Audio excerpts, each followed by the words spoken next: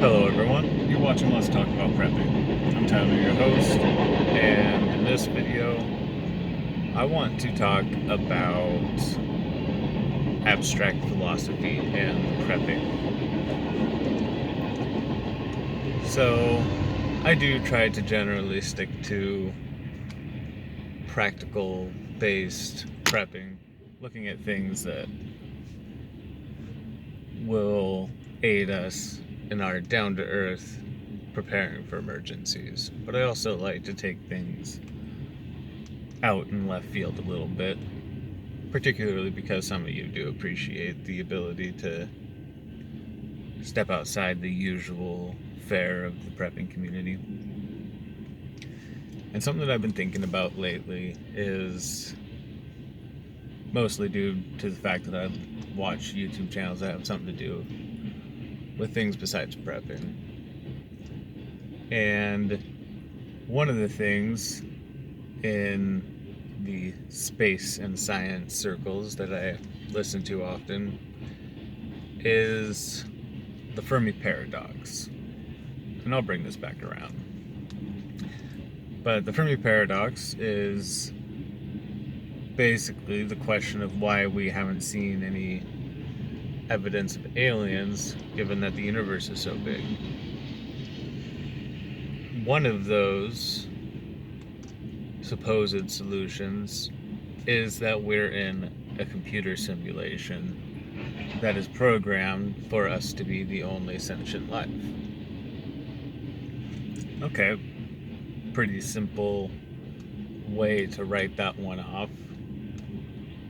And you can even, if you really want to expand that, say that maybe it's not a computer simulation, but that whatever God you believe in is running their own little experiment or pet project or growing experience or whatever have you. And we're in a fine-tuned universe. But people like the computer simulation metaphor. But I also like that this theory, this computer simulation theory, the idea that we're simply in a computer simulation rather than an actual physical, tangible universe that has a inherent nature of reality to it. One of the reasons that I really like this concept is that you can look at it from a lot of different angles. Like I said, there's the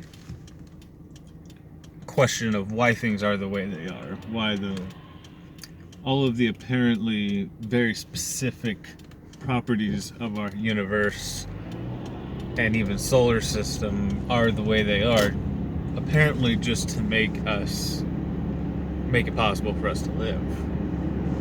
There's also the philosophical questions that we as humans like to ponder, like the reality of reality. So let's get philosophical and a little historical with it, if you'll permit me. Plato in the Republic shared the allegory of the cave, which was a story where some prisoners, hypothetically, were chained up inside of a cave for all of their lives. They've never known anything else. And their whole perception of the world is based on the shadows on the wall that they're facing.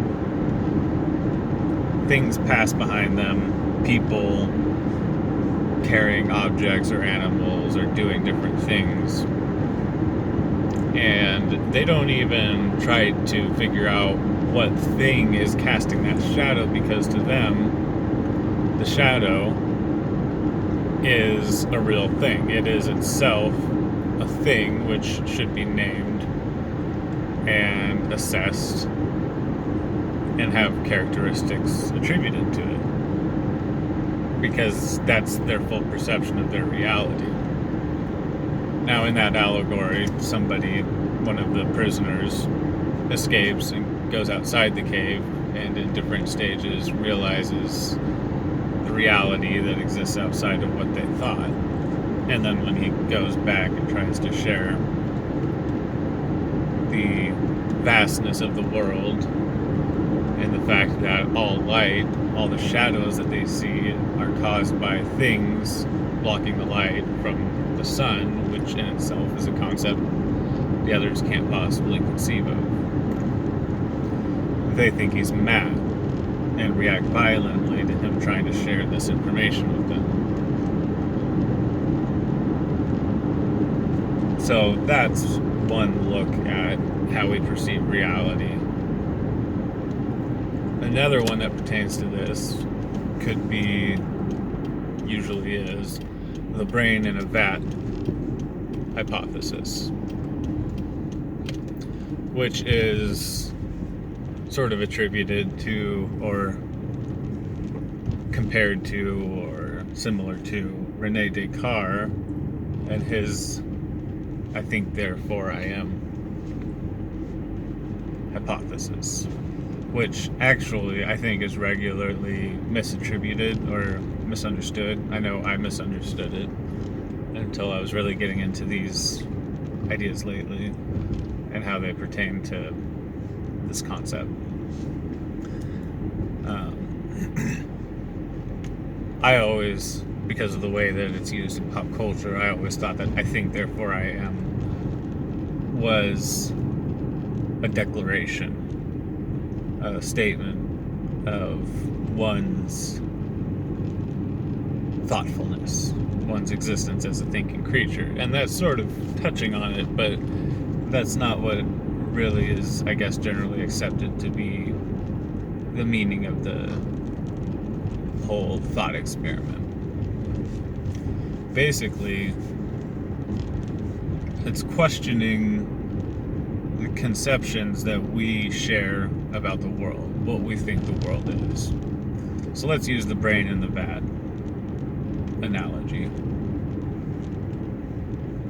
Let's say that a scientist comes up to you and says, I can put your brain into a machine, suspended in a fluid and connected with electrodes, plugged into a computer, the Matrix, if you will, but one made to simulate your life as it is now, but idyllic, a utopia, what your brain would accept and appreciate as the perfect world. Or, if you prefer, the world as it is, just a perfectly realistic world full of joy and suffering. And your brain will not know the difference. You'll just continue living, feel all the same sensations, because really, at the end of the day, your brain is just a lump of flesh that through some miracle of evolution experiences what you experience, but actually just based on electrochemical impulses coming from the fleshy receptors that are your sensory organs, your skin, your eyeballs, your ears and stuff. At the end of the day, everything that you experience is just your brain interpreting that stuff. So if the scientist did have a machine that could properly simulate all that, you could just discard with the body and live in a simulated experience. At that point, scientists might ask you, how would you know that I haven't already snuck into your room at night and tranquilized you and done this? And that this conversation isn't actually being had inside of that simulation in my laboratory. So that brings us to the actual universe simulation hypothesis, which to me is chillingly effective in its logic. I'm not saying I believe this. but it also coincides with some things that we believe in also chilling ways. Basically, in a modern Inception, we can imagine that we will definitely eventually be able to simulate the existence of human beings. We already have a lot of video games that are doing something that's a mere shadow of that. But with role-playing games where you can lead a second life, and augmented or virtual reality games where we're seeking more and more immersion into digital worlds,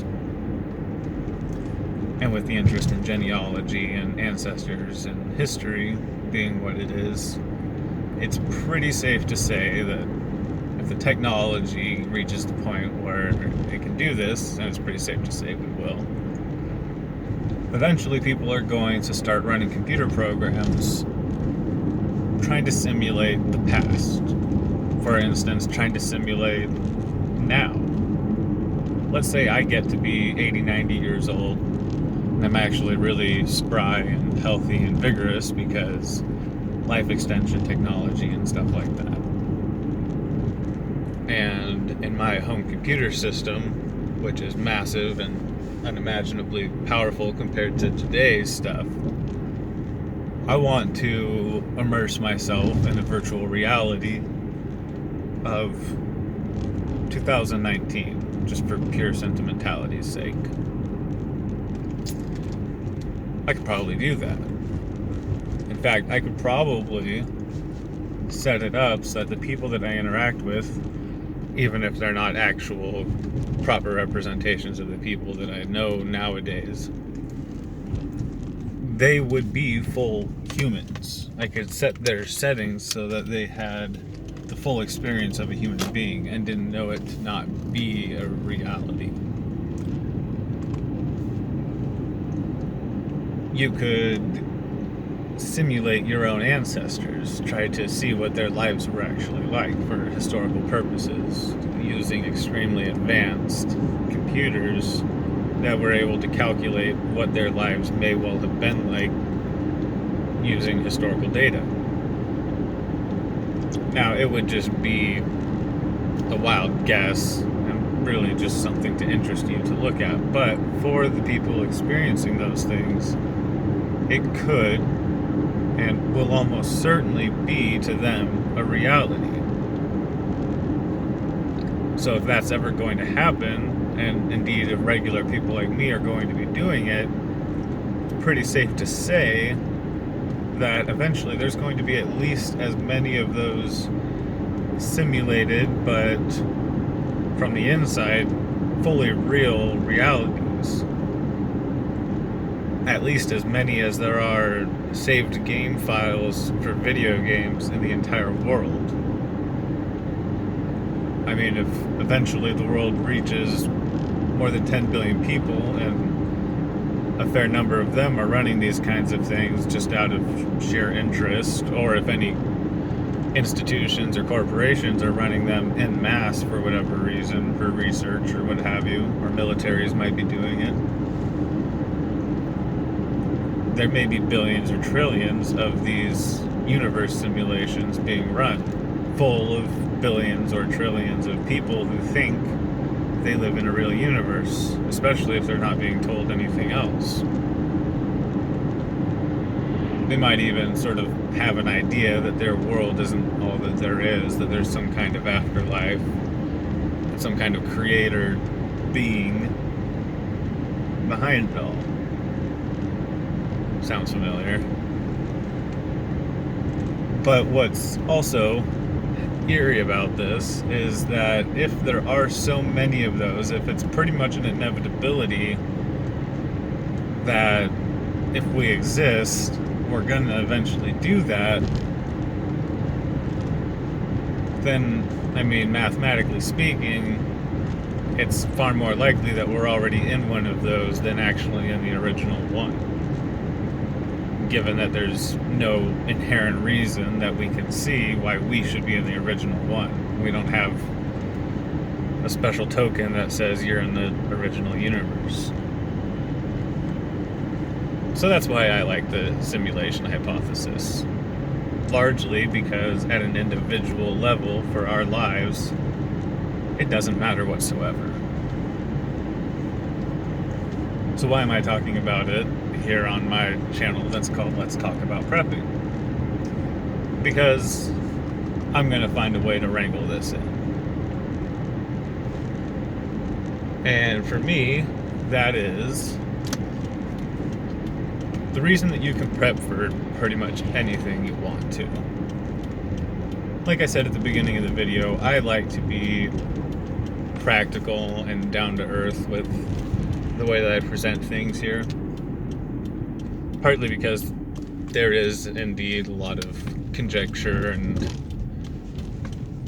alarmist-based prepping, which is fine. It gets people prepping. But I do want to be one of the numerous people here who are trying to take a step back and go, what is this really going to be like, and what do we really need to be doing? Not just repackaging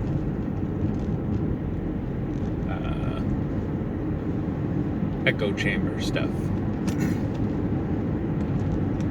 Well, I also like, besides the practical prepping stuff, I like the silly stuff too. I like thinking about what a person would actually need to do to prepare for zombies.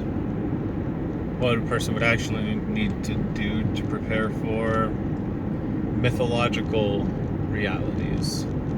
Let's say that we find out that Zeus is real, that some of these ancient mythological things are going to start coming back and we might have to deal with them. It's absolutely ridiculous, but if you give yourself the lenience to sit there and imagine that maybe the world was just started yesterday and all of our memories are implanted and it's just go around 10 trillion for this universe and they're just seeing how things go. Well, then, if you're daydreaming, you can start to imagine that almost anything could possibly happen.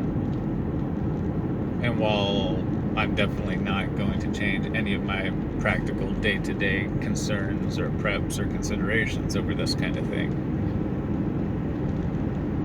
it is fun to let yourself start to imagine some of those more extreme situations and what you might do.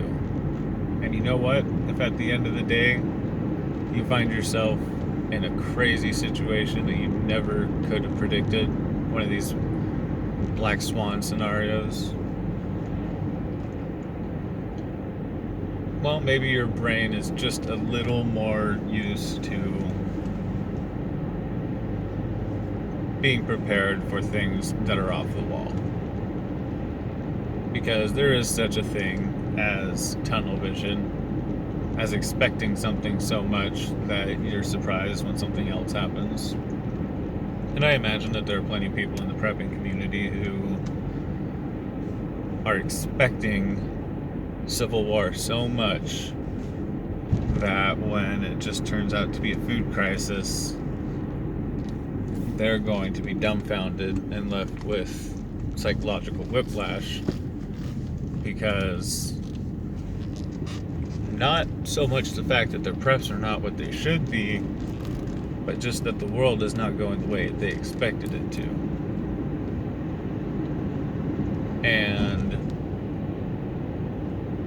I imagine that for a lot of people, even in the prepping community, to discover that the world is not what they expect it to be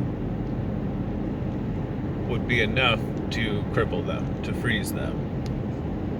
Whether that's because of religious beliefs or discovering that our scientific understanding of the universe is completely wrong. Perhaps that religious reality is in fact real, or that some previously incomprehensible scientific reality is in fact the case. Well, it could be helpful to keep an open mind, to tell yourself that you will never be surprised no matter what ends up happening, whether it ends up being spiritual zombies rising from the grave, or airdropped bird flu infected clown zombies, whatever have you. Maybe it's worth doing whatever daydreaming or mental conditioning or whatever have you, whatever it would take to not be one of the people left staring frozen with their mouths open as whatever hellspawn comes out of the wormhole starts killing people.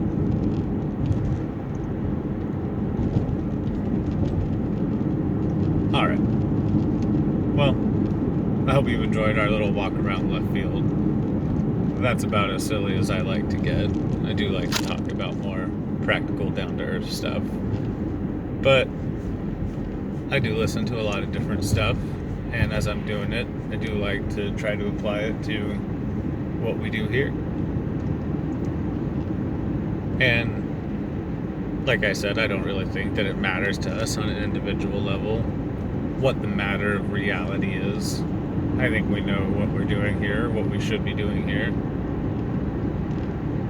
But I think it's healthy to try to think in a philosophical or outside of the box fashion, not just get stuck in our day-to-day rut, living life in the grind.